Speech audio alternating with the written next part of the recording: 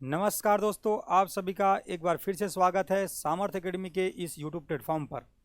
आप सभी के लिए डिमांड पर हम लोगों ने छत्तीसगढ़ सब इंस्पेक्टर भर्ती परीक्षा, कांस्टेबल भर्ती परीक्षा, साथ ही साथ नगर सैनिक और फॉरेस्ट गार्ड भर्ती परीक्षा को टारगेट करते हुए एक बैच स्टार्ट किया है, जो आप सभी के लिए फ्री यूट्यूब पर संचालित किया जा रहा है, जिसमें आप सभी के लिए लगातार छत्तीसगढ़ की क्लासेस और शाम को इंडियन जीएस के लिए पॉलिटी की क्लास आशीष सर के द्वारा आपको प्रोवाइड कराया जा रहा है। आप सब जो अभी हमारे साथ जो पढ़ रहे हैं, जो कंटेंट आप पढ़ रहे हैं, कई बच्चे हमको मैसेज करके कहते हैं सर ये जो हम पढ़ रहे हैं क्या ये सीजीपीएससी प्रीलिम्स में काम आ सकता है। तो आपको बता दें, जो मैं छत्तीसगढ़ आपको यहाँ पढ़ा रहा हूँ, आप चाहें तो कहीं भी जाके पढ़ के देख सकते हैं।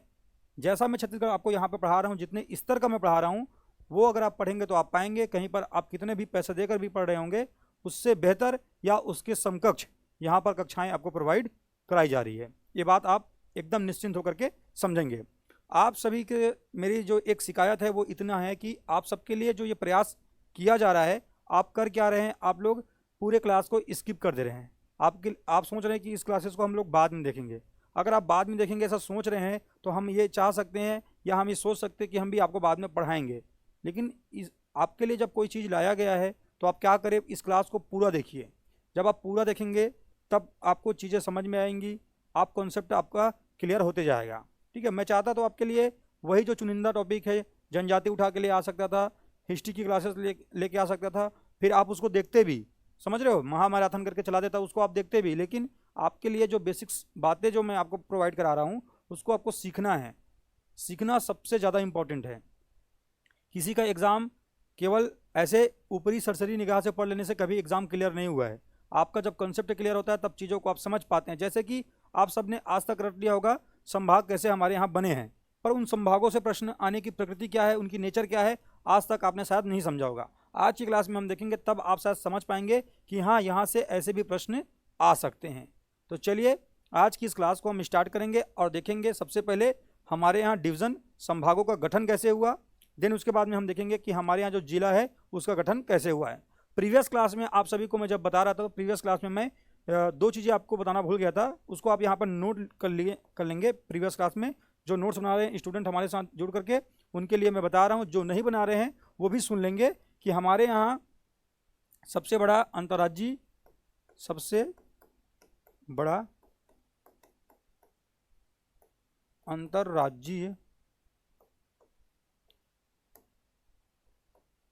सीमा साझा करने वाला जिला अगर आपसे कोई पूछे तो हमारे यहाँ इसका आंसर हो जाएगा बलरामपुर। क्या हो जाएगा? बलरामपुर। वहीं अगर सबसे छोटा पूछ ले, सबसे छोटा आपको बताना है, सबसे छोटा जिला जो अंतर्राज्यीय सीमा को स्पर्श करता हो, तो आपको बताना है, इसका जवाब हो जाएगा धमतरी। ठीक है, प्रीवियस क्लास में मैं आपको जो बता रहा था वहाँ पर आपको ये बताना भूल गया था। इस बात को आपको नोट करना है। साथ ही साथ आप यहाँ पर एक दो बातें और नोट कर सकते हो। छत्तीसगढ़ की जो समुद्र तल से ऊंचाई है, समुद्र तल से ऊंचाई, हमारे छत्तीसगढ़ की समुद्र तल से ऊंचाई कितनी है? समुद्र तल से ऊंचाई कितनी है अगर आपसे कोई पूछे तो आप बताएंगे 500 मीटर की ऊंचाई आपको याद रखना है। ठीक है, एक बार सीजीपीएससी प्रीलिम्स में रायपुर का पूछा गया था, 298.515 मीटर। ठीक है, पूछा गया था एक बार। समुद्र तल से ऊंचाई जो है हमारे यहाँ छत्तीसगढ़ का औसतन कितना है? 500 मीटर। अगर समुद्र से दूरी पूछ ले, समुद्र से दूरी छत्तीसगढ़ की पूछ ले अगर कोई आपको, तो आपको बताना है समुद्र से दूरी कितनी है? 400 किलोमीटर। ये 4 पॉइंट आप और नोट कर लेंगे। ठीक है, प्रीवियस क्लास में मैं ये महत्वपूर्ण फैक्ट है, मैं आपको बताना भूल गया था, ये यहाँ पर आपको मैं कवर करवा दे रहा हूँ। जो हमारे साथ जुड़े हुए हैं उन बच्चों को, उन साथियों को, उन दोस्तों को बातें धीरे धीरे समझ में आना स्टार्ट हो गया होगा, ऐसे मैं उम्मीद करके चल रहा हूँ। चलिए आज की क्लास को स्टार्ट करते हैं और देखते हैं छत्तीसगढ़ में संभागों, जो ये संभाग हैं, जो डिवीज़न है, उनका गठन कैसे हुआ है और उनसे प्रश्न कैसे बन सकते हैं। तो चलिए देखते हैं छत्तीसगढ़ के संभाग। तो छत्तीसगढ़ के संभाग को आप देखेंगे तो आप पाएंगे यहाँ पर आपके लिए हम लोग थोड़ा सा क्रिएटिविटी करके अलग अलग कलर में आपके लिए हम लोगों ने लाया है छत्तीसगढ़ के अलग अलग संभाग को। देख पा रहे होंगे आप लोग, ये 5 संभाग आपको दिखाई दे रहे होंगे। ये संभाग को आप कहते हैं बस्तर संभाग। क्या कहते हैं जी? बस्तर डिवीज़न। ठीक है, ये इसको आप कहते हैं रायपुर संभाग, रायपुर संभाग। वहीं पर इसको आप क्या कहते हैं, इसको आप कहते हैं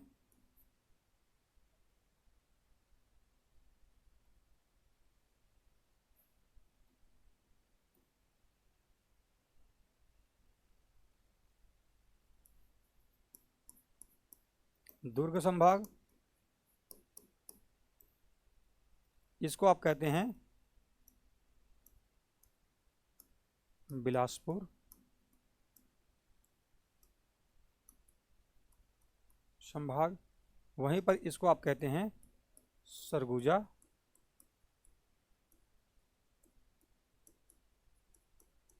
संभाग। इस बात को आपको याद रखना है। ये 5 संभाग आपके सामने दिखाई दे रहे होंगे।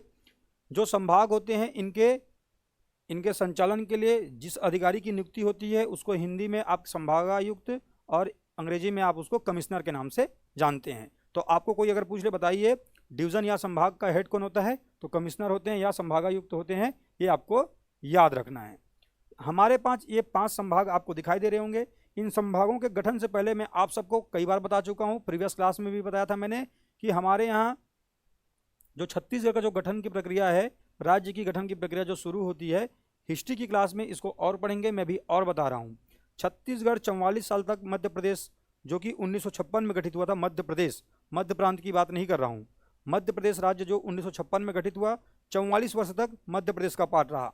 उससे पूर्व अगर हम जाते हैं तो हम देखते हैं कि 2 नवंबर वर्ष 1861, 2 नवंबर वर्ष 1861, ठीक है, 1861 को क्या हुआ था, इस दिन हुआ था मध्य प्रांत का गठन। क्या हुआ था, मध्य प्रांत का गठन, मध्य प्रांत का गठन हुआ, मध्य प्रांत का गठन हुआ। इसी को आप कहते हैं सेंट्रल प्रोविंस। क्या कहते हैं, सेंट्रल प्रोविंस के नाम से आप जानते हैं। सेंट्रल प्रोविंस का गठन कब हुआ था, अगर कोई आपसे पूछे तो आप बताएंगे 2 नवंबर 1861 को सेंट्रल प्रोविंस का गठन हुआ था। और इसी के अंतर्गत उस समय जो कि मध्य प्रांत में हम जब शामिल थे उस समय क्या था जी, इसी के अंतर्गत छत्तीसगढ़ में 3 जिले बनाए गए थे। वो जिले कौन से, अभी आगे आज की क्लास में और देखेंगे वो जिले कौन कौन से थे, रायपुर,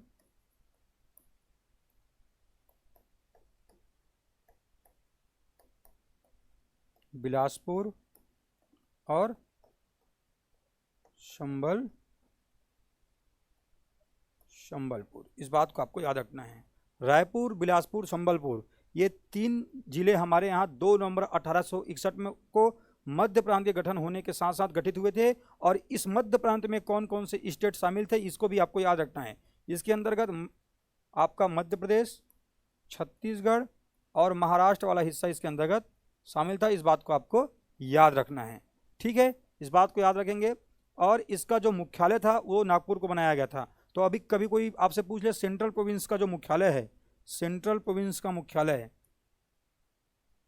है ना, सेंट्रल प्रोविंस का मुख्यालय, इसका मुख्यालय अगर कोई आपसे पूछे आप कहेंगे मुख्यालय क्या था,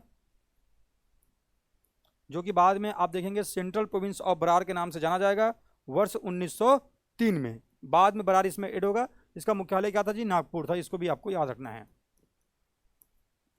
ये था, ठीक है। इसके अंतर्गत मध्य प्रदेश, छत्तीसगढ़ और महाराष्ट्र शामिल हैं, ये 3 स्टेट शामिल हैं। उसी के अंतर्गत जब ये मध्य प्रांत में थे तो हमारे यहाँ का जो पार्ट है उसमें ये 3 जिले शामिल थे। ये जो संबलपुर आप देखते हैं वर्तमान में कहाँ पर है, वर्तमान में उड़ीसा में है, ठीक है। आप पढ़ते भी होंगे हमारे यहाँ वर्तमान में संबलपुर वाले क्षेत्र उड़ीसा वाले क्षेत्र में पड़ता है करके, है ना। तो ये संबलपुर भी वर्तमान में कहाँ पर है, उड़ीसा में है। लेकिन ये पहले उड़ीसा का भाग नहीं था क्योंकि उड़ीसा का अस्तित्व ही बाद में आया है। आप सबको पता होना चाहिए वर्ष 1905 में बंगाल विभाजन, जो हम पढ़ेंगे अभी आज की क्लास में, बताएंगे कि कैसे बंगाल विभाजन हुआ, कर्जन ने कैसे प्रशासनिक हवाला दे करके बंगाल को पूर्वी बंगाल और पश्चिमी बंगाल में डिवाइड कर दिया। पूर्वी बंगाल का मुख्यालय ढाका रहा और पश्चिमी बंगाल का मुख्यालय कलकत्ता, ठीक है। आपको याद रखना है कर्जन ने किया था, है ना, अक्टूबर 1905 को बंगाल का विभाजन। और उसी बंगाल के विभाजन के दौरान आपको एक बात याद रखना है, ये जो उड़ीसा है बंगाल प्रांत का हिस्सा हुआ करता था पहले, ठीक है। इस बात को आपको अच्छे से याद रखना है। बंगाल के अंतर्गत उड़ीसा बिहार जो क्षेत्र थे पश्चिमी बंगाल के अंतर्गत आते थे। पूर्वी बंगाल में असम वाले क्षेत्र शामिल थे। इस बात को आपको याद रखना है। ये हिस्ट्री के टॉपिक में, इंडियन हिस्ट्री के टॉपिक में आपसे पूछा जाएगा। इस बात को आपको अच्छे से नोट करके, बात को सुन के याद रखना है। ठीक है जी, आगे बढ़ें, बातों को कंठस्थ करेंगे। देखिए 1861 में जब ये 3 जिले बन गए तो क्या हुआ, ये 3 जिले बन गए, लेकिन आपका मुख्यालय कहाँ पर है, नागपुर में है। अब मैं बोल रहा हूँ मध्य प्रांत, जो कि सेंट्रल में है, तो अंग्रेजों ने इसको नाम दे दिया मध्य प्रांत। भारत के मध्य में है तो इसका नाम रख दिए ये लोग मध्य प्रांत, लेकिन इसका मुख्यालय नागपुर में है। अब बताओ किसी व्यक्ति को जो छत्तीसगढ़ का है उसको मध्य प्रांत की जो मुख्यालय नागपुर है वहाँ से अगर कुछ काम करवाना हो तो कितना लंबा सफर तय करना पड़ेगा। और किसी भी जगह की कैपिटल बनने की सबसे पहली नीड, सबसे पहली जो मूलभूत आवश्यकता या हम कह सकते हैं वो उसको स्थापित करने का जो कारण होता है, फैक्टर होता है, वो क्या होता है कि उसका जिला मुख्यालय या उसका संभाग मुख्यालय कहाँ पर होना चाहिए, आसपास के सभी। जैसे कि हम लोग देखेंगे अभी ये हमारा रायपुर है, फॉर एग्जांपल ये दुर्ग है, ये बस्तर है, तो जैसे कि हम देख लेते हैं ये दुर्ग का मुख्यालय है। तो अगर किसी व्यक्ति को जो इस संभाग के हैं, जैसे कि बेमेतरा के लोगों को भी यहाँ आना आसान है यातायात से, बालोद के लोगों को भी आना आसान है, वहीं अगर आप देखेंगे तो कवर्धा के लोगों को भी यहाँ आना आसान है, साथ ही साथ खैरागढ़ के लोग को, राजनांदगांव के लोगों को भी, और मानपुर मोहला के लोगों के लिए भी ये जगह जो है ना, यातायात के दृष्टिकोण से क्या है जी, उचित है। अगर मान लो इस मुख्यालय को मैं यहाँ पर रख देता, मानपुर मोहला के इधर कोंटे में रख देता इस मुख्यालय को, तो बताओ कितना तकलीफ होता यहाँ के लोगों को यहाँ तक आने में। तो किसी भी मुख्यालय को एक अच्छे जगह में, इस्टेब्लिश जगह में, जहाँ पर यातायात की संसाधन हो, वहाँ पर आवाजाही की जो चीज़ें हों वो अच्छे से डेवलप हो, ऐसे जगह में स्थापित किया जाता है। अब ये लोग रख दिए हैं नागपुर में, वो जगह स्थापित है, इस्टेब्लिश्ड है, लेकिन जैसे कभी कभी ये दूर के लोग करते हैं ना कि हमारे लिए अलग मुख्यालय होना चाहिए, उसी तरीके से मांग लगातार उठ रही थी। इस बात को आपको याद रखना है। तो फिर क्या होगा आगे, वर्ष 1862 आपको याद रखना है, 1862 आपको याद रखना है, जस्ट एक साल के बाद 1862, इस बात को याद रखेंगे। ये वो साल है जब रायपुर को बनाया जाएगा संभाग। क्या बनाया जाएगा जी, रायपुर को संभाग बनाया जाएगा, इस बात को याद रखना है। तो हमारे यहाँ 1862 में पहली बार एक संभाग बनाया जा रहा है। कारण क्या है, क्योंकि हम लोगों ने लगातार मांग किया कि भैया तुमने पूरा छत्तीसगढ़ को संभाग बना दिया है ना, लेकिन इसके लिए हमको क्या फ़ायदा मिला है, हमको कोई फ़ायदा नहीं मिला है। हमको फ़ायदा तब मिलेगा जब हमारा मुख्यालय हमारे पास हो। तो रायपुर को पहली बार संभाग कब बनाया गया था, तो आपको याद रखना है रायपुर को संभाग बनाया गया था जी, इस बात को याद रखेंगे 1862 के अंतर्गत। 1862 में रायपुर को संभाग बनाया गया, ठीक है, इस बात को याद रखेंगे।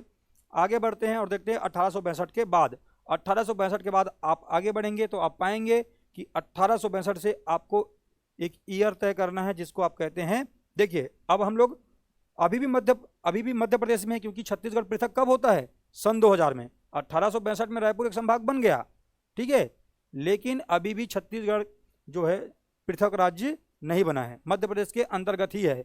इसीलिए हमारे यहाँ लगातार मांग उठती रहेंगी कि हमको एक पृथक राज्य चाहिए। तो वर्ष 1956 में तो बमुश्किल से जाकर के खुद मध्य प्रदेश बनेगा। अभी मध्य प्रदेश भी अभी मध्य प्रांत ही है अलग से, आप सभी को पता है। तो वर्ष 1956 में किसका गठन होता है, वर्ष 1956 में मध्य प्रदेश का गठन होता है, राज्य पुनर्गठन आयोग के तहत, मैंने आपको बताया था, ठीक है। और उसी के साथ साथ हमारे यहाँ एक नया डिवीजन या नया संभाग बनता है, उसको हम लोग क्या कहते हैं, बिलासपुर संभाग, वर्ष 1956। इस बात को याद रखेंगे। मध्य प्रदेश के गठन के साथ साथ, जो कि उस समय हम साथ में थे, मध्य प्रदेश और छत्तीसगढ़, उसी समय क्या बन रहा है, उसी समय हमारे यहाँ बन रहा है वर्ष 1956 में एक नया संभाग जिसको हम कहते हैं बिलासपुर। क्या कहते हैं, बिलासपुर, वर्ष 1956 में। आगे बढ़ते हैं और देखते हैं आगे की कहानी क्या है। वर्ष 1956 तक की जर्नी हमने तय कर लिया। वर्ष 1981 आपको याद रखना है, 1981 में हमको एक और नया संभाग मिलेगा और ये संभाग है बस्तर डिवीजन, बस्तर संभाग आपको याद रखना है, वर्ष 1981, 1981। अब आप देख पा रहे होंगे 1862, 1956, 1981, तीन हमारे यहाँ संभाग आपको दिखाई दे रहे होंगे, ठीक है। कैसे बनते जा रहे हैं धीरे धीरे मैं आपको बताते जा रहा हूँ। चलिए आगे बढ़ते हैं और देखते हैं क्या है अगला। 1981 के बाद आप सभी को पता होगा लंबे प्रयास के बाद 1 नवंबर सन 2000 को हमारा छत्तीसगढ़ मध्य प्रदेश से मध्य प्रदेश पुनर्गठन अधिनियम सन 2000 के तहत पृथक करके 1 नवंबर को पूरे भारत संघ का 26वां राज्य बनाया जाएगा। 26वां राज्य जब छत्तीसगढ़ बन जाएगा तो आपको पता होगा, इसीलिए मैंने आपको उस क्लास में लिखवाया था, राज्य गठन के समय हमारे यहाँ कितने संभाग थे जी? 3। और वो 3 संभाग कौन कौन से थे? वो संभाग थे रायपुर संभाग, है ना, बिलासपुर संभाग और बस्तर संभाग। ये सीक्वेंस में आपको चीजें याद होनी चाहिए, इसीलिए मैंने बताया था। आगे बढ़ते हैं, जैसे अभी जिला गठन पढ़ेंगे तो आपको मैंने जो 16 जिला लिखवाया है वो भी आपको आज क्लियर हो जाएगा। ठीक है, चलिए देखते हैं आगे। ये 3 संभाग थे राज्य गठन के समय। आगे बढ़ते हैं, वर्ष 2008। वर्ष 2008 वो साल है जब हमको छत्तीसगढ़ को एक नया डिवीजन मिलेगा, वो डिवीजन है सरगुजा। 2008 आपको ईयर याद रखने हैं। ठीक है, वर्ष 2008 में सरगुजा संभाग बनकर के होगा तैयार। इसके बाद आपको याद रखना है क्या जी? इसके बाद आपको याद रखना है दुर्ग संभाग, और ये बनेगा आपका 2013 में। कब बनेगा? 2013 में। तो आप सब देख पा रहे होंगे हमारे छत्तीसगढ़ में 5 संभाग थे और कैसे कैसे इन संभागों का गठन हुआ है। ठीक है, अच्छे से आप लोग देख पा रहे होंगे। अब चलिए आप सबको मैं प्रश्न कर रहा हूं, इसको आप अच्छे से स्क्रीन को देखते रहिए और बताइएगा मुझे प्रश्न का जवाब। बताइए, आजादी के समय छत्तीसगढ़ में कितने संभाग थे?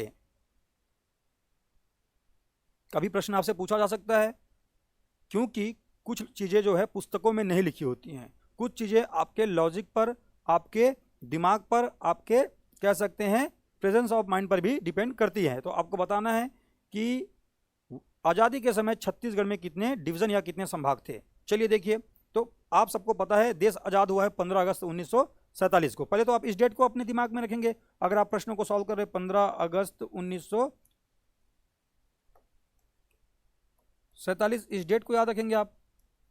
ठीक है, अब वो पूछ रहा है कि आजादी के समय कितने संभाग थे, तो हम देखते हैं 1862 में, मतलब ये पहले बन चुका है तो ये तो था।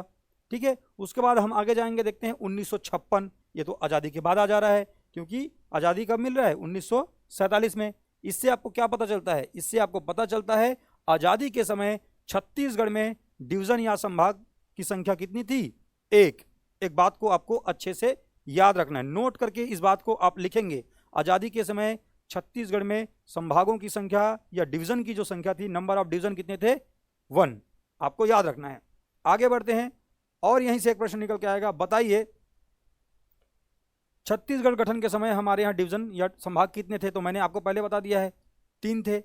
आपको बोला जाएगा संभाग छत्तीसगढ़ के गठन के बाद तुरंत बाद जो संभाग गठित हुआ वो कौन था? तो आप देखेंगे तुरंत बाद कौन गठित हुआ है राज्य गठन के बाद, तो आप बताएंगे वो है सरगुजा संभाग 2008 में। सबकी अपनी विशेषता है, सभी बातों को आपको याद रखना है। मैं इनके बारे में अभी चीज़ें आपको लिखवाऊंगा, है ना, उनको आपको याद रखते हुए चलना है। इसके बाद आपसे बोला जाएगा सबसे बाद में कौन गठित हुआ है या सबसे नवीनतम कौन है, तो आप बताएंगे दुर्ग संभाग 2013 में।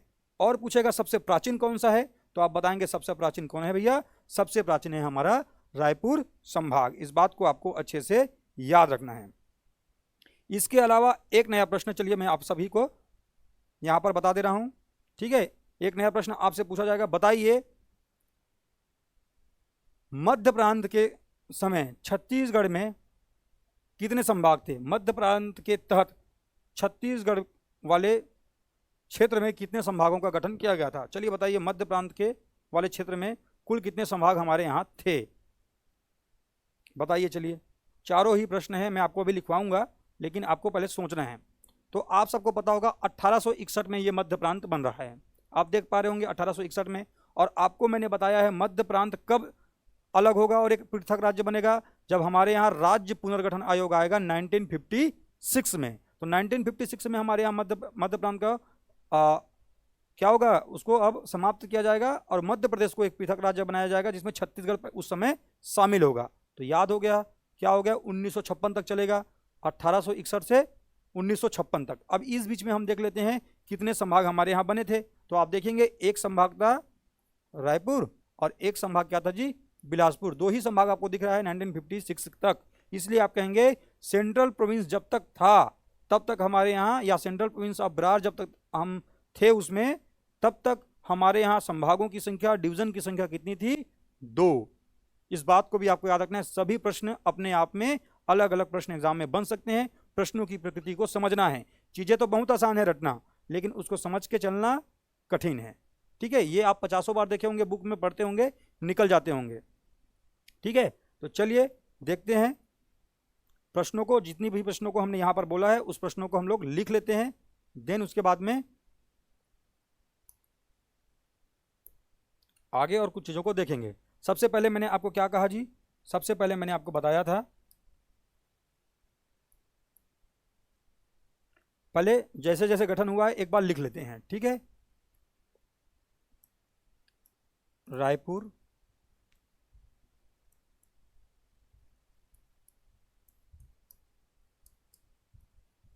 बिलासपुर,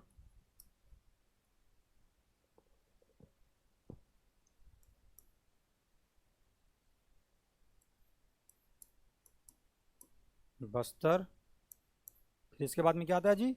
बस्तर के बाद आएगा सरगुजा, और सरगुजा के बाद में क्या आएगा? दुर्ग। ये 5 संभाग। इनके वर्ष याद रखना है आपको, इनके हेडक्वार्टर्स आपको याद होना चाहिए, स्थापना वर्ष संभागों के, और साथ ही आपको याद होना चाहिए इनके क्या, आपको इनका याद होना क्या चाहिए जी? इनके हेडक्वार्टर या इनका मुख्यालय आपको पता होना चाहिए, मुख्यालय। चलिए देखते हैं। रायपुर का अगर आप बात करते हैं तो रायपुर संभाग की स्थापना मैंने बताया 1862 में हुआ है। ठीक है, बिलासपुर संभाग की अगर हम बात करते हैं तो आपको पता है, अभी अभी मैंने बताया था आपको, 1956 में मध्य प्रदेश के गठन के साथ साथ हुआ है। इसके अलावा आपको देखना है क्या, इसके अलावा बस्तर संभाग की अगर हमने बात करें तो हमने देखा है 1981 वो वर्ष है जब बस्तर संभाग का गठन होता है। आगे देखिए, सरगुजा संभाग की अगर हम बात करते हैं तो सरगुजा संभाग की स्थापना कब हुआ है? सरगुजा संभाग की स्थापना हुआ है जी 2008 में। वहीं दुर्ग संभाग की अगर हम बात करते हैं तो ये बना है 2013 में। ठीक है, अच्छे से याद हुआ। अब हेडक्वार्टर की अगर बात करते हैं तो रायपुर का हेडक्वार्टर रायपुर ही है। रायपुर संभाग का मुख्यालय क्या है जी? रायपुर ही है। बिलासपुर संभाग का मुख्यालय क्या है? बिलासपुर ही है। बस्तर संभाग का मुख्यालय जो है बस्तर ना होकर के क्या है जी? जगदलपुर है, क्योंकि बस्तर जो है किसी स्थान का नाम नहीं है, इस बात को याद रखना है। बस्तर एक क्षेत्र है, बस्तर एक एरिया है, बस्तर एक संस्कृति है, बस्तर जनजातियों की वो भूमि है जहां पर वो निवास करते हैं, इसलिए उस पूरे क्षेत्र को हम लोग बस्तर कह देते हैं। याद रखना है, बस्तर नामक कोई भी जगह नहीं है। ठीक है, आप जाके खोजेंगे जैसे कि रायपुर मिलता है सिटी, दुर्ग सिटी मिलता है आपको, ऐसी कोई भी सिटी आपको बस्तर में नहीं मिलेगी। ठीक है, आपको याद रखना है बस्तर का मुख्यालय जो है जगदलपुर है, ये सिटी आपको मिल जाएगा, वहां का उसका मुख्यालय है। ठीक है, सरगुजा में जाएंगे तो सरगुजा में भी आपको कहीं पर भी सरगुजा नहीं मिलेगा, सरगुजा में भी आपको नहीं मिलेगा। सरगुजा वाले जो संभाग है उसका मुख्यालय क्या है? अंबिकापुर। इस बात को आपको याद रखना है। दुर्ग का मुख्यालय दुर्ग है, क्योंकि दुर्ग नामक सिटी हमारे यहाँ मौजूद है और हमारा कोचिंग भी इसी दुर्ग शहर में है। ठीक है जी, याद रखेंगे ये 5 संभाग, अच्छे से आपको याद रखना है कैसे बना है, इसको याद रखेंगे। अब कुछ प्रश्न बनते हैं, उसको मैंने अभी आपको बताया। ठीक है, देखिए नोट करके लिखने वाली बातें हैं, इसको आपको नोट कर लेना है। पहला आपको याद रखना है, आज़ादी के समय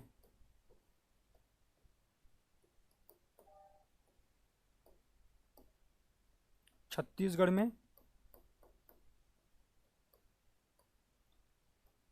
संभागों की संख्या, संभागों की संख्या, ठीक है, आपको याद रखना है कितना था? तो 1, और वो 1 कौन था? तो आपको याद रखना है रायपुर मात्र। 1862 में बना था, 1947 में अगर देश आज़ाद हो गया है तो 1956 वाले को तो उसमें ऐड हम लोग नहीं करेंगे। एक बात याद रखना है। दूसरी बात याद रखना है, मध्य प्रांत या आपसे कह ले सेंट्रल प्रोविंस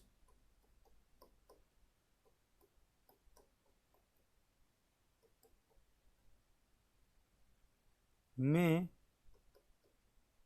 छत्तीसगढ़ छत्तीसगढ़ के कितने संभाग थे, कितने संभाग।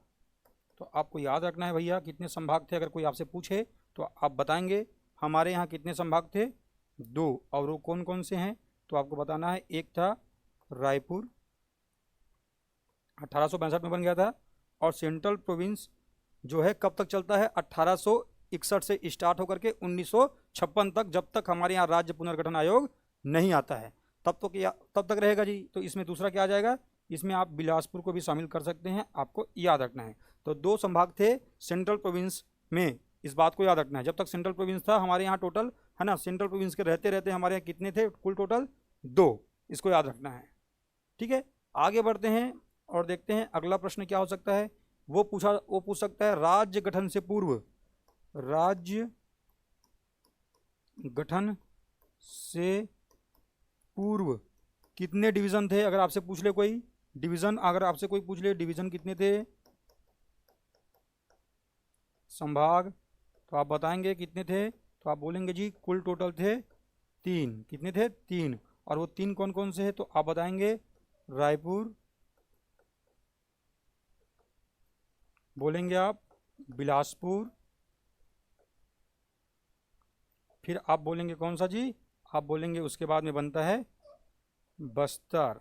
ये 3 आपको याद रखना है, ये तीनों थे आपको बताना है। आगे याद रखेंगे क्या, एक और पॉइंट हो सकता है यहीं पर, और वो पॉइंट क्या है, वो पॉइंट है राज्य गठन के बाद गठित पहला संभाग। राज्य गठन के बाद गठित पहला संभाग। तो आप बताएंगे राज्य गठन के बाद गठित पहला संभाग क्या है। तो आप बोलेंगे भैया पहला संभाग क्या था, वो संभाग है सरगुजा। क्या, कौन सा है, सरगुजा। आपको याद रखना है, ठीक है। चीज़ें समझ में आ रही हैं, कैसे आपको चीज़ों को पढ़ना है, कैसे चीज़ों को समझना है। इसके अलावा आपसे और क्या पूछा जा सकता है, तो आप इसमें प्रेजेंस ऑफ माइंड के हिसाब से भी कई प्रश्नों का जवाब दे पाएंगे, ऐसा मैं उम्मीद कर रहा हूँ, ठीक है। तो इतने प्रश्न आपसे पूछे जा सकते हैं, और आपको इसको अच्छे से, है ना, बार बार चीज़ों को देखेंगे तो आपको वहाँ से प्रश्न निकलते हुए दिखाई देते हैं। और आपको फंडा तब क्लियर होता है जब आप ज़्यादा से ज़्यादा MCQ लगाते हैं। इस बात को आपको बहुत अच्छे से ध्यान देना है। चलिए बढ़ते हैं आगे और देखते हैं कुछ और महत्वपूर्ण फैक्ट को, ठीक है। जैसे कि तथ्यों के बारे में अगर हम जानकारी लेते हैं तो हमको पता चलेगा कि इसको जो संभाग जो गठित हुए हैं उसको 2 भागों में डिवाइड किया जा सकता है। जैसे कि डिवाइड कर लेते हैं कैसे, संभाग जो डिवीजन गठित हुआ है, संभाग जो गठित हुए हैं इसको 2 भागों में डिवाइड करते हैं।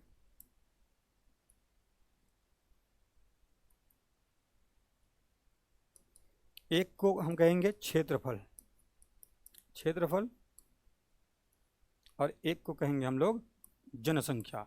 ये भी प्रश्न की प्रकृति है, इस बात को आपको याद रखना है। आपसे पूछा जाएगा बताइए क्षेत्रफल के अकॉर्डिंग सबसे बड़ा संभाग कौन सा है, ठीक है। तो आप बताएंगे क्षेत्रफल के अकॉर्डिंग सबसे बड़ा संभाग कौन सा है। अगर कोई आपसे पूछे तो आप बताएंगे सबसे पहले भैया वो है बस्तर, सबसे बड़ा है, आप बताएंगे। ये तो ठीक है, बस्तर आपने बता दिया, एक प्रश्न का जवाब तो आपने बता दिया। सबसे छोटा कौन सा है तो आप बोलेंगे 5 संभाग है, तो 5वें नंबर पर लिख लेते हैं कोई एक संभाग होगा, और वो संभाग कौन सा है तो आप बोलेंगे क्षेत्रफल के अकॉर्डिंग सबसे छोटा संभाग कौन सा है, तो आप बोल देंगे वो है दुर्ग। 2 प्रश्न बन गए। एक प्रश्न क्षेत्रफल के अनुसार सबसे बड़ा डिवीजन कौन सा है, बोलेंगे आप बस्तर, सबसे छोटा कौन सा है आप बोलेंगे भैया दुर्ग। 2 बातें 2 प्रश्न, ठीक है।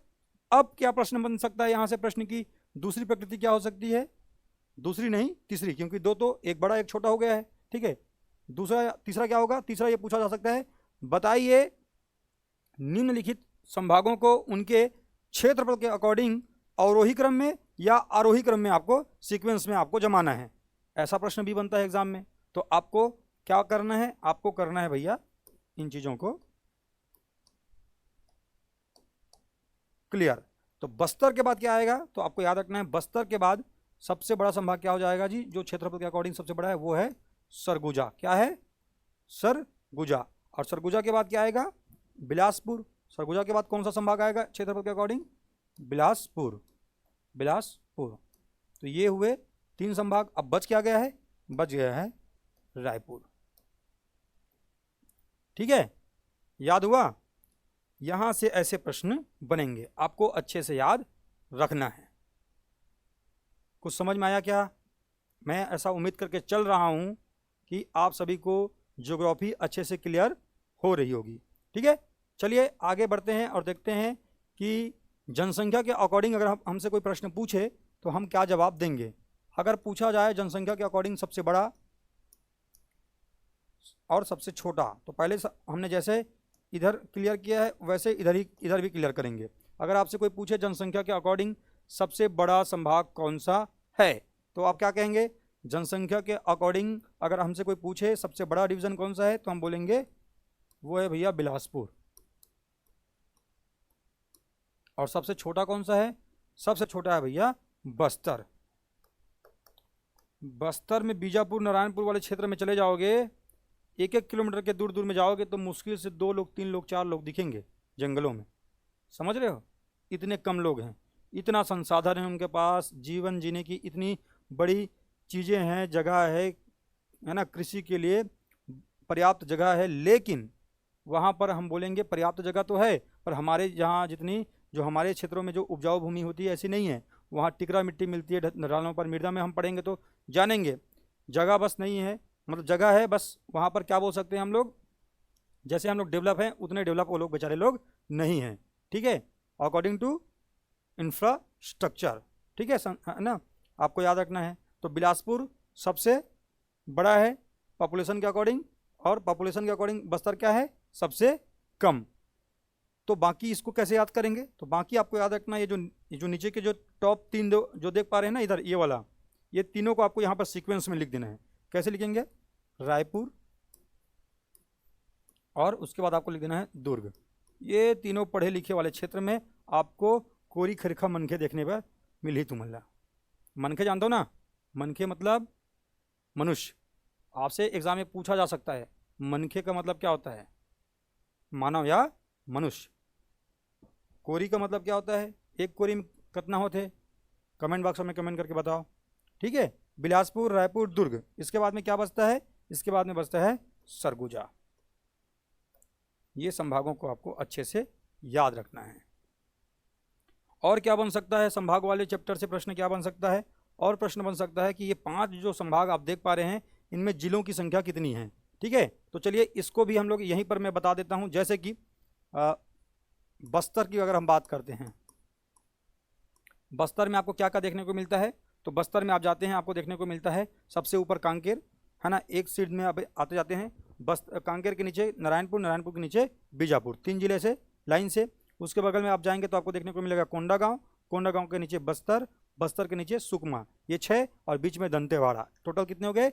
7 जिले। तो बस्तर में कितने जिले हैं? 7 जिले।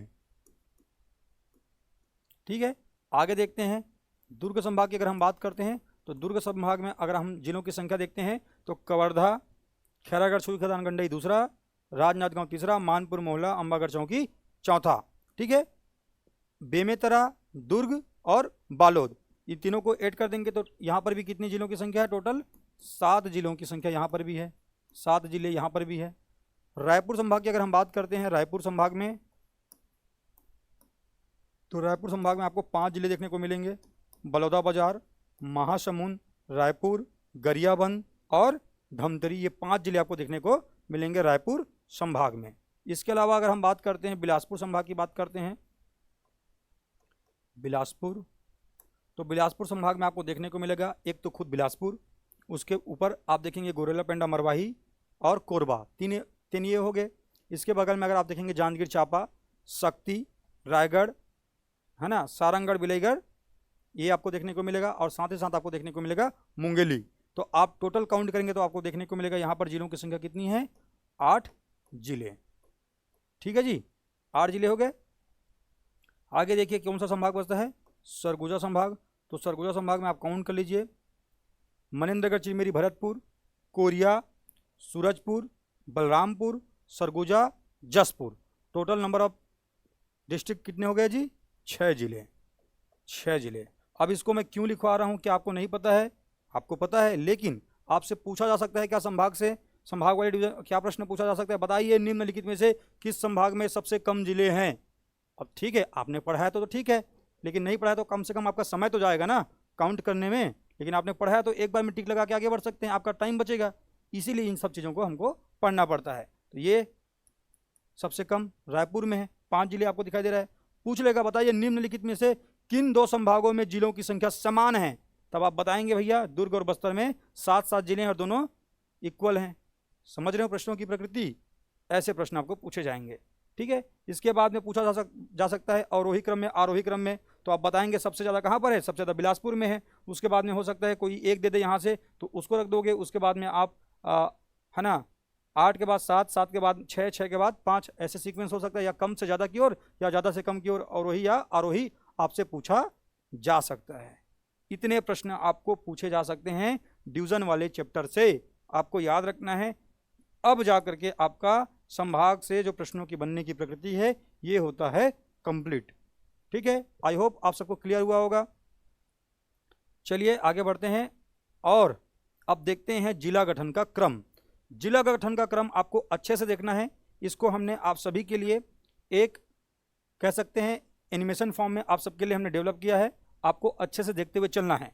वर्ष 1861, मैंने क्या बताया आपको? 1861 में जिस समय सेंट्रल प्रोविंस का गठन हो रहा है उससे हमारे यहाँ 3 जिले बनते हैं। वो 3 जिले कौन कौन से हैं आपको याद रखना है। तो आपको याद रखना है, एक बनता है रायपुर, एक बनता है बिलासपुर और एक बनता है संबलपुर, ठीक है। कौन कौन सा है?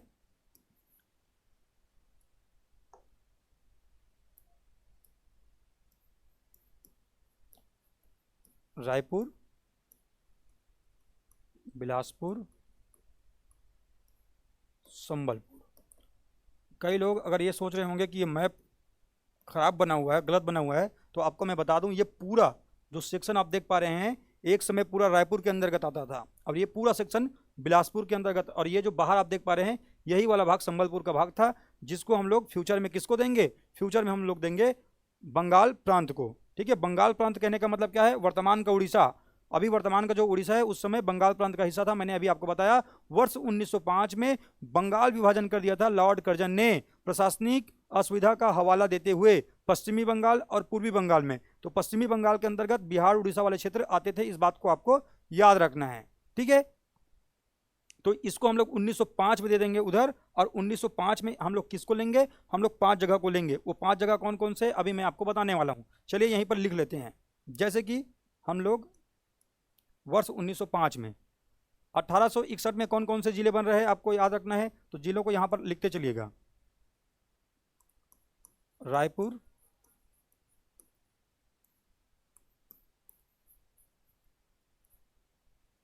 बिलासपुर, इसके बाद कौन सा बन रहा है जी? संबलपुर, संबलपुर। और इस संबलपुर को बाद में हम लोग 1905 में देंगे, उसी बात को मैं यहां पर आपको बता रहा हूं। वर्ष 1905, 1905 को हमने बंगाल प्रांत को 5 क्षेत्र दिए और 5 क्षेत्र लिए, इस बात को आपको याद रखना है। 1905 को दिए गए क्षेत्र, ठीक है, दिए गए क्षेत्र, इस बात को याद रखना है। और इधर मैं लिख रहा हूं 1905 को लिखा हुआ है ना, यहां पर लिख लेते हैं केवल दिए गए क्षेत्र, यहां पर लिख देते हैं लिए गए क्षेत्र।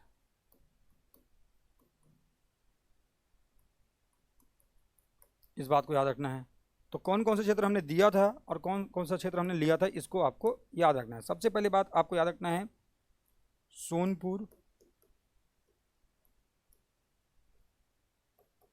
पटना, रायखोल, बामरा और एक क्षेत्र था कालाहांडी, कालाहांडी, ये भी उड़ीसा में पड़ता है। इस पूरे क्षेत्र को हमने बंगाल प्रांत को दिया था। किसको दिया था? बंगाल प्रांत को, बंगाल प्रांत को दे दिया। इस बात को आपको याद रखना है। बंगाल प्रांत को देने के बाद आप सभी को पता होना चाहिए हमने वहाँ से 5 क्षेत्र लिए जो रियासतों के रूप में थे, इस बात को याद रखना है। और वो 5 क्षेत्र कौन कौन से थे? तो 5 क्षेत्र आपको याद रखना है कौन कौन से थे। सबसे पहले याद रखेंगे आप कोरिया, जो भी वर्तमान में आप कोरिया जिला देखते हैं, कोरिया, और कोरिया में ही आप पढ़ते हैं चांग भकार की पहाड़ी, वही चांग भकार की पहाड़ी वाला क्षेत्र चांग भकार। उसके बाद आप देखते हैं कौन सा, आप देखते हैं सरगुजा, सरगुजा को भी हमने लिया। और उसके बाद में हम क्या लिए थे जी, सरगुजा के अलावा हमने लिया था जसपुर, और उसके बाद एक और क्या था, उदयपुर। ये वही उदयपुर है जिसे वर्तमान में आप लोग रायगढ़ में धर्मजयगढ़ के नाम से जानते हैं। ठीक है, ये 5 वो क्षेत्र थे जिसको हमने लिया था बंगाल प्रांत से, और ये वो 5 क्षेत्र थे जिसको हमने बंगाल प्रांत को दिया था। इस बात को आपको अच्छे से याद रखना है। सोनपुर, पटना, रायखोल, बामरा, कालाहांडी, इस क्षेत्र को हमने दिया था और इस क्षेत्र को हमने लिया था, अच्छे से याद रखना है। ठीक है, तो इसको देने के बाद ये जो ऊपर का पूरा क्षेत्र था, इसको देने, ये देखो ये वाला क्षेत्र हमने पूरा दे दिया, ऐसे मान के चलिए इधर ये क्षेत्र थे, ये पूरा क्षेत्र हमने दे दिया बंगाल प्रांत को। और इन सभी क्षेत्रों को जो ये ऊपर आप देखते हैं, इसी सेक्शन में आप देख पाते हैं इन सभी को, है ना। तो इसको हम लोगों ने यहाँ पर लाया, इस सेक्शन में हमने पूरा लाया, यहाँ पर ये पूरा पार्ट यहीं पर उठ के आया होगा ना जब हमने लिया है। तब जा करके ये जो छत्तीसगढ़ का जो मैप है वर्ष 1905 में स्वतः बन गया था, वर्ष 1905 में स्वतः निर्मित हुआ था, वर्ष 1905 में स्वतः ये जो आकार जो बन रहा है वो स्वतः बना था। लेकिन इसको इस प्रकार से दिखता है, कैसे,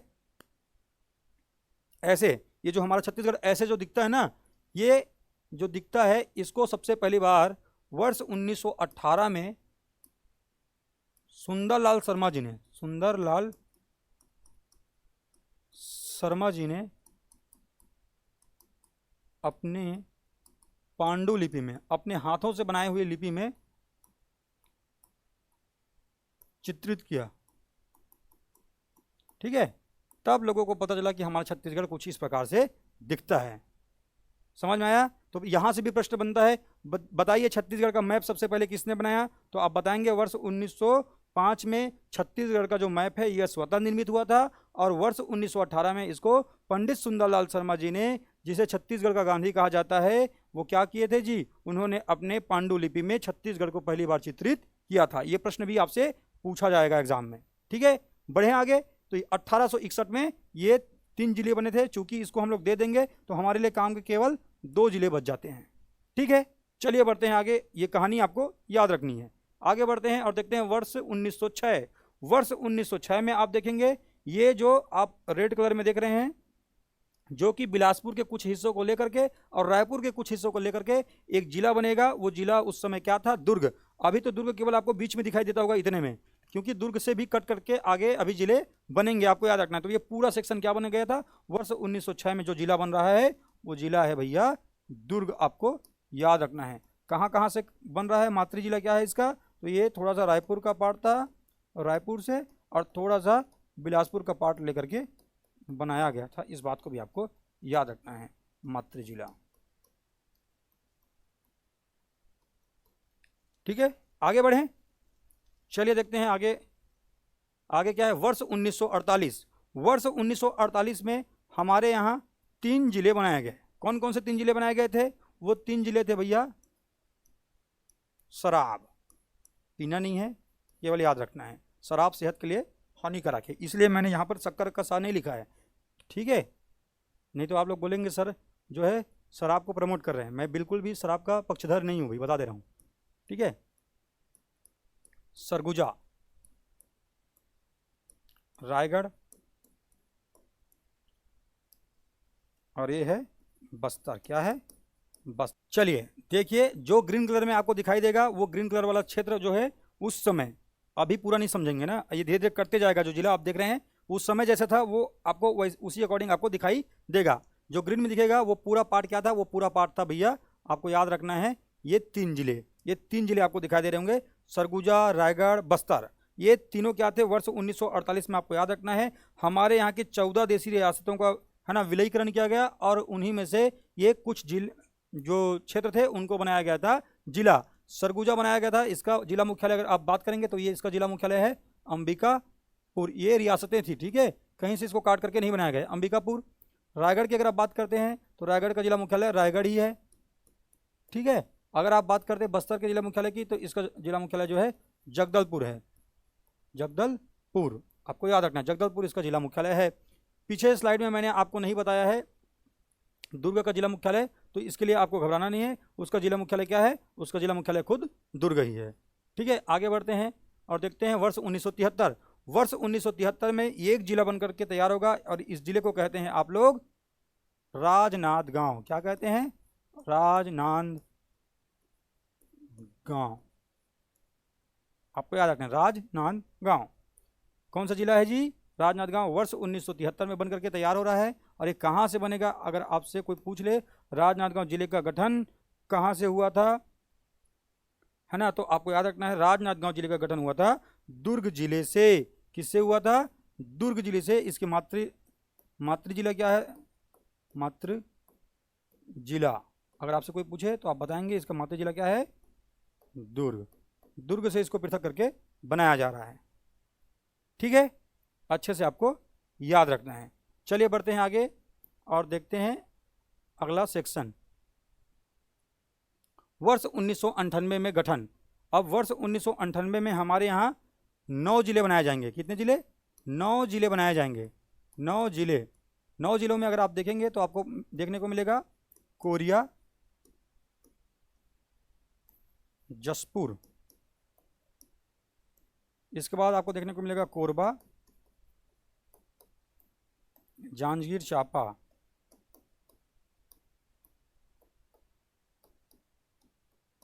महासमुंद और धमतरी। धमतरी, ठीक है। कितने हो गए? कोरिया, जसपुर, कोरबा, जांजगीर चांपा, महासमुंद और धमतरी। टोटल कितने हो गए जी? टोटल हो गए 6। और कितने बनाए गए थे? टोटल बनाए गए थे 9। तो कौन कौन सा बसता है? तो आप देखेंगे, आप बस्तर संभाग में बसते हैं 2, एक को कहोगे आप कौन सा? कांकेर। क्या कहेंगे? कांकेर और दंतेवाड़ा। दंतेवाड़ा। कितने हो गए टोटल जी? टोटल हो गए 8। और एक जिला आपको देखने को मिलेगा कवर्धा। क्या मिलेगा? कवर्धा। तो उसको दुर्ग में लिख लेते हैं, दुर्ग संभाग के अंतर्गत आएगा। यहां पर लिख लेते हैं कवर्धा, ठीक है। तो इतने 9 जिले आपको देखने को मिलेंगे। इसको हमने येलो पार्ट से कवर कर लिया है। देखते हैं, ये जो आप देख पा रहे हैं ये कौन सा है? कोरिया है। ये कौन सा है? जसपुर है, कोरिया, ठीक है। कोरिया को किससे पृथक करके बनाया जा रहा है? सरगुजा से। सरगुजा से पृथक करके बनाया जा रहा है। यहाँ पर मैं लिखते जा रहा हूँ उसके मातृ जिलों को, ठीक है। जसपुर को किससे पृथक करके बनाया जा रहा है? रायगढ़ से। किससे? रायगढ़ से। अगर आप बात करते हैं ये जो कोरबा देख रहे हैं, कोरबा, कोरबा, और ये है जांजगीर चांपा। तो ये जांजगीर चांपा किससे पृथक करके बनाया जा रहा है जी? ये दोनों ही बनाए जा रहे हैं बिलासपुर से पृथक करके। आपको याद रखना है बिलासपुर से पृथक करके बनाए जा रहे हैं, ठीक है। आपको याद रखना है बिलासपुर से पृथक करके बनाया जा रहा है दोनों ही जिला। इसके अलावा अगर हम बात करते हैं तो ये कौन सा जिला है? ये है महासमुंद। और कहाँ से बनाया जा रहा होगा इसको पृथक करके? तो जो भी समझदार व्यक्ति है वो समझ जाएगा ये क्या है? रायपुर। तो रायपुर से ही इसको पृथक करके बनाया जा रहा है। और ये है, ये कौन सा है जी जिला? ये जिला है धमतरी। क्या है?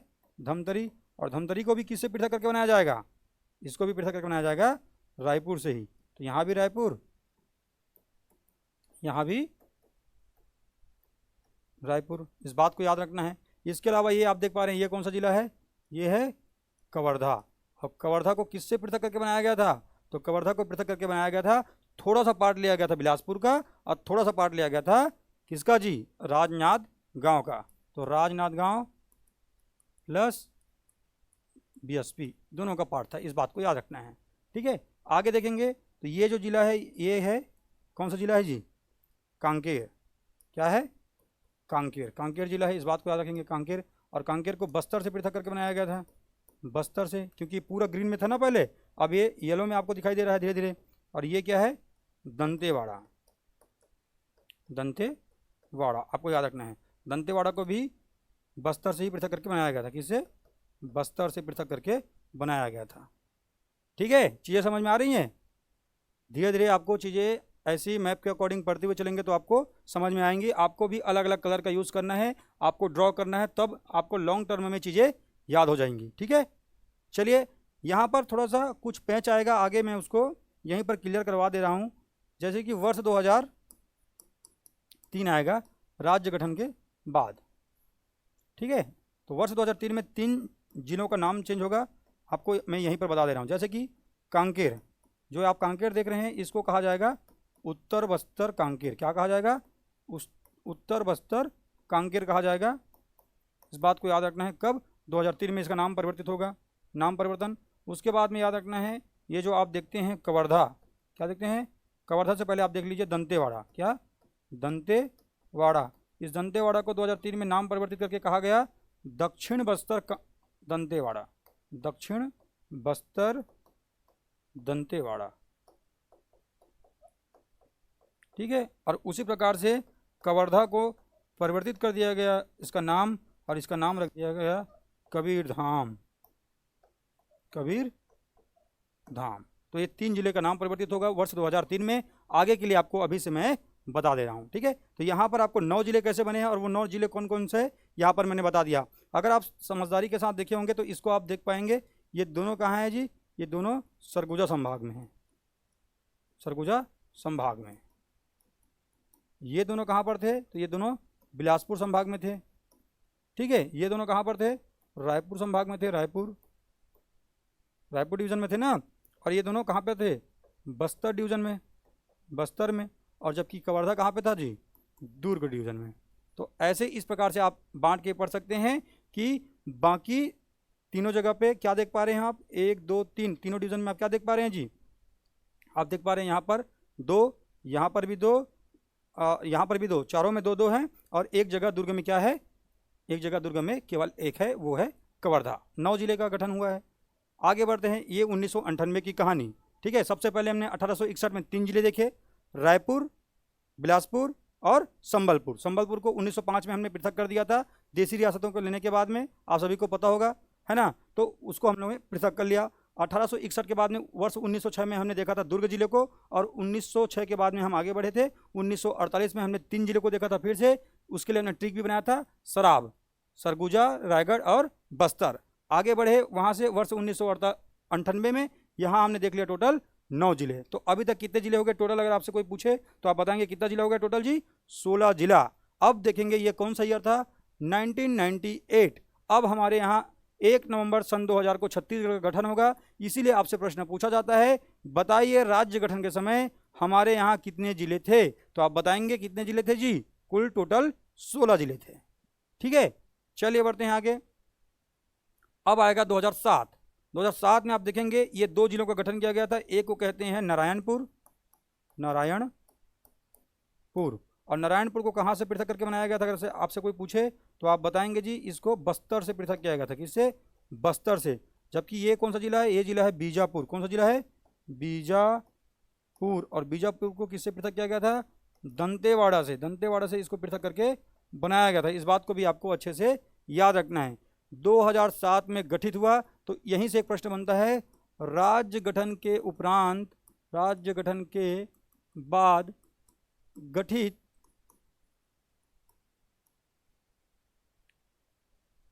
जिले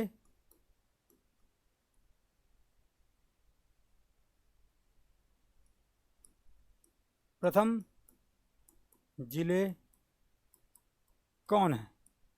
तो आप बताएंगे कौन है? ये नारायणपुर और बीजापुर, यही पहले गठित हुए हैं राज्य गठन के तुरंत बाद 2007 में।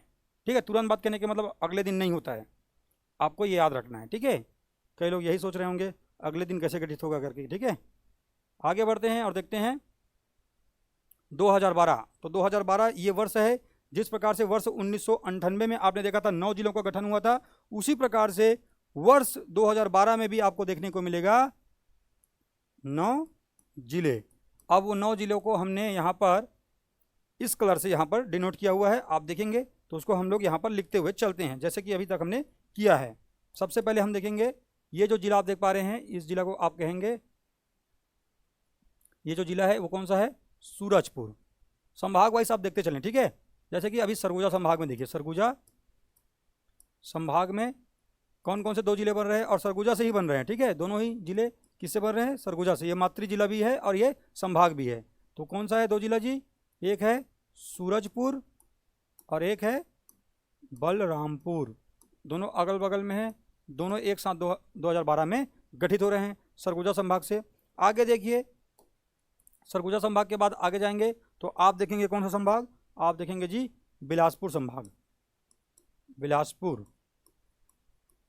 और बिलासपुर संभाग में आपको कौन कौन से जिले देखने को मिलेंगे, तो आप देखेंगे बिलासपुर संभाग में कौन सा जिला है, एक मुंगेली। कौन सा है, मुंगेली जिला। आप देखेंगे ये जो मैं लिख रहा हूं ये है मातृ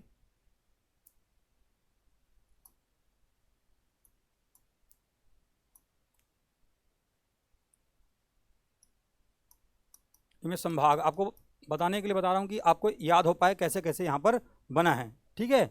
जैसे कि यहाँ पर 2 थे, यहाँ पर आप देख पाएंगे कौन सा संभाग है, ये संभाग है आपका बिलासपुर संभाग में बन रहा है मुंगेली। आगे आइए, आप देखिए, देखेंगे रायपुर संभाग। रायपुर संभाग में आपको देखने को मिलेगा कौन सा, आपको रायपुर संभाग में देखने को मिलेगा 2 जिला। एक को आप कहते हैं गरियाबंद, क्या कहते हैं, गरियाबंद। और एक को आप कहते हैं क्या जी, एक को आप कहते हैं बलौदाबाजार भाटापारा, बलौदाबाजार भाटापारा, ठीक है। याद हुआ, कितने हो गए टोटल, 5। हमको 4 और देखना है। आगे देखिए 4 और कौन कौन से हो सकते हैं। तो आपको पहले तो आपको 2 दिख रहा होगा बस्तर संभाग में, ठीक है। तो बस्तर संभाग में जाने से पहले दुर्ग संभाग को नोट कर लेते हैं। दुर्ग संभाग में एक बना था कौन सा, बालोद, और एक कौन सा बना था जी, बेमेतरा, बेमेतरा, आपको याद रखना है, ठीक है। इसके बाद क्या है, इसके बाद आप देखेंगे बस्तर संभाग में अगर आप जाएंगे तो बस्तर संभाग में आपको देखने को मिलेगा कौन कौन सा, आपको देखने को मिलेगा, एक को कहते हैं आप कोंडागांव, कोंडागांव,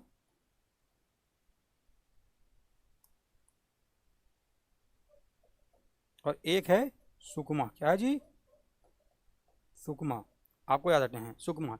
ये 9 जिले गठित हुए थे वर्ष 2012 में। अब 2012 में ये गठित हुए हैं, तो आपको याद रखना है इन सब का जिला मुख्यालय जो आप देख पा रहे हैं, इनका जिला मुख्यालय कहाँ पर है, तो सूरजपुर का सूरजपुर में है, बलरामपुर का बलरामपुर में है, मुंगेली का मुंगेली में है, गरियाबंद का गरियाबंद में है, बलौदाबाजार भाटापारा का बलौदाबाजार भाटापारा में है, बालोद का बालोद में, बेमेतरा का बेमेतरा में, कोंडागांव का कोंडागांव में, और सुकमा का सुकमा में है जिला मुख्यालय। इसलिए इसको अलग से लिखने की आवश्यकता नहीं है। अब इनके मातृ जिला की अगर आप बात करते हैं तो आपको याद रखना है इसका संभाग, और इनके मातृ जिले की अगर आप बात करेंगे तो मैं पीछे लिख रहा हूँ, ये दुर्ग से बना है, ये भी दुर्ग से ही बना है, ठीक है। कोंडागांव किससे बना है, ये बना है बस्तर से, किससे बना है, बस्तर से। जबकि अगर आप सुकमा की बात करते हैं, सुकमा की अगर आप बात करते हैं तो सुकमा को आप देखेंगे जी किससे बना है, सुकमा दंतेवाड़ा से पृथक होकर के बना है, किससे बना है, दंतेवाड़ा से पृथक होकर के बना है, दंतेवाड़ा से, ठीक है। अगर आप बलौदाबाजार और गरियाबंद की बात करते हैं तो गरियाबंद बना है रायपुर से पृथक होकर के, और बलौदाबाजार भी किससे बना है पृथक होकर के, रायपुर से ही पृथक होकर के बना है। मुंगेली किससे पृथक होकर के बना है, अगर आपसे कोई पूछे तो आप बताएंगे मुंगेली पृथक होकर के बना है जी बिलासपुर से, किससे, बिलासपुर से।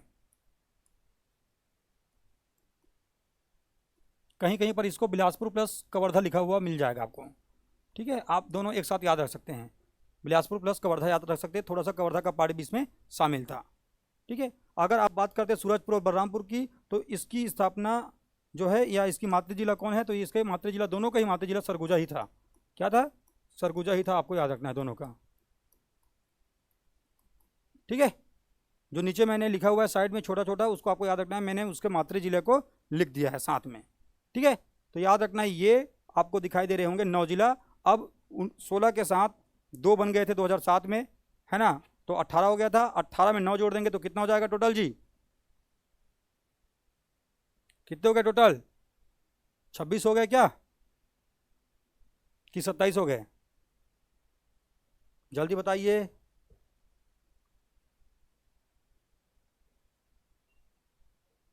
हो गया 27, चलिए बढ़े आगे। 2020, वर्ष 2020 को 10 फरवरी के दिन, 10 फरवरी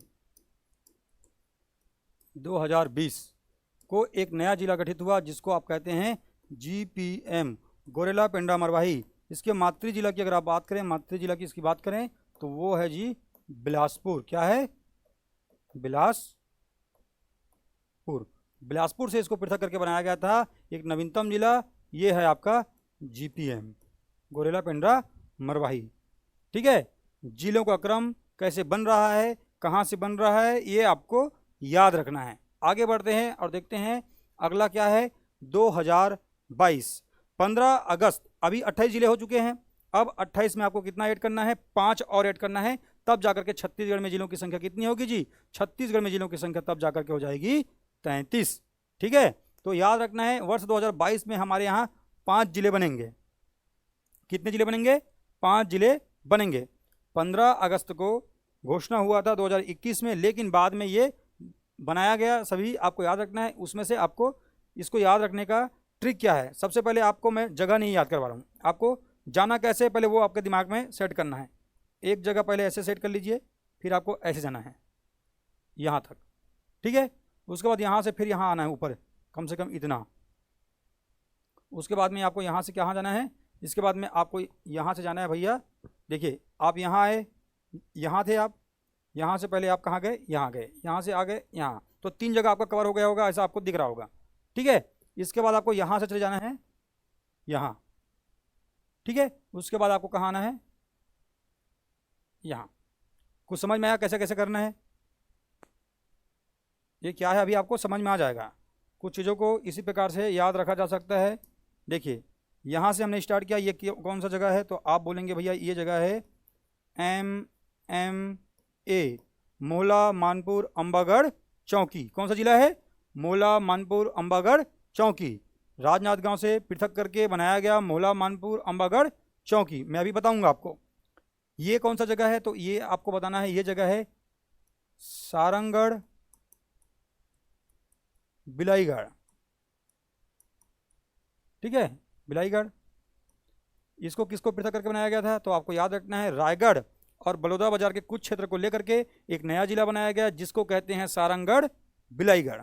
ठीक है, इसके बाद यहाँ जो आप देख पा रहे हैं, तो ये फिर से राजनांदगांव जिला में, तो राजनांदगांव जिले के निचले हिस्सों को काट करके मोहला, मानपुर, अंबागढ़, चौकी बनाया गया था, और उत्तरी हिस्से को पृथक करके बनाया गया था KCG, खैरागढ़, छुई खदान, गंडई। खैरागढ़ संगीत नगरी, छत्तीसगढ़ की कह जाने वाली है ना, आपको याद होना चाहिए।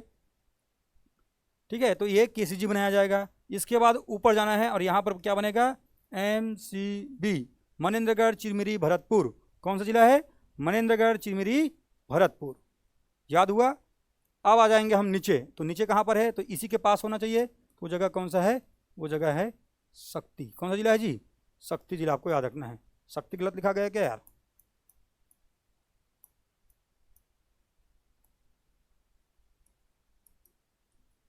शक्ति।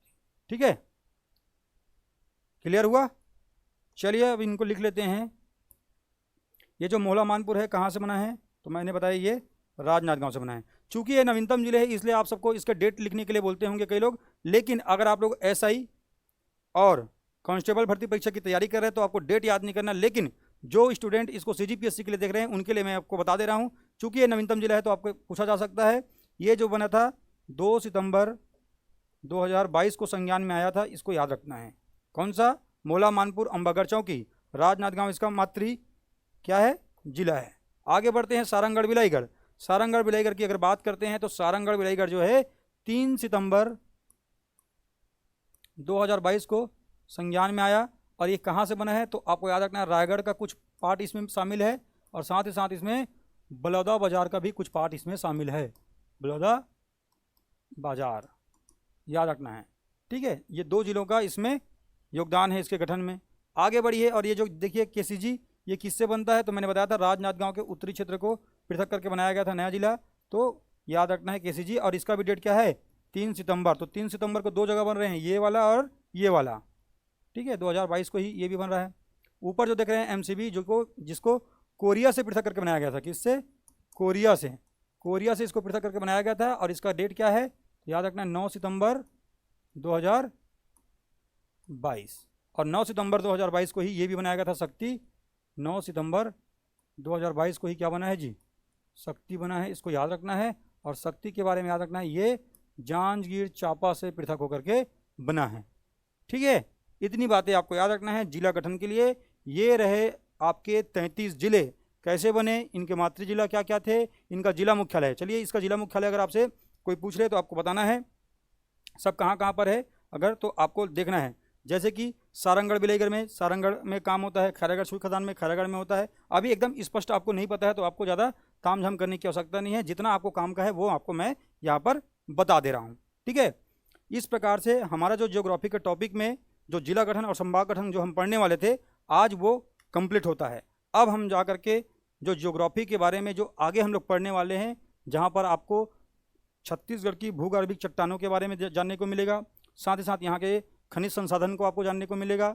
खनिज संसाधन के अलावा आप जानेंगे यहाँ की भौतिक विशेषताओं को, जलवायु के बारे में, और आगे जब आप बढ़ेंगे तो आपको मिलेगा यहाँ ऊर्जा, ऊर्जा के साथ साथ मिट्टी, मिट्टी के साथ कृषि। इन सभी चीज़ों को आप ज्योग्राफी में धीरे धीरे करके सीखते हुए जाएंगे, और आप जब एग्ज़ाम में बैठेंगे तो एक कॉन्फिडेंस को लेकर के बैठेंगे ताकि आपको लगे कि आपने कुछ पढ़ा है। इसलिए मैं आप सबके लिए इतने अच्छे से क्लास को प्रोवाइड करा रहा हूँ, आपको इसका बेनिफिट लेना है। इसके लिए आपको यहाँ तक वीडियो आपको रोज़ देखने की आवश्यकता है। ठीक है, और आपको लाइक, कमेंट और शेयर करना नहीं भूलना है, क्योंकि हम आपके लिए इतना प्रयास कर रहे हैं तो आपको हमारा इतना सा हेल्प करना होगा। ठीक है जी, चलिए मिलते हैं अगले क्लास में, तब तक के लिए जय हिंद, जय भारत, जय छत्तीसगढ़।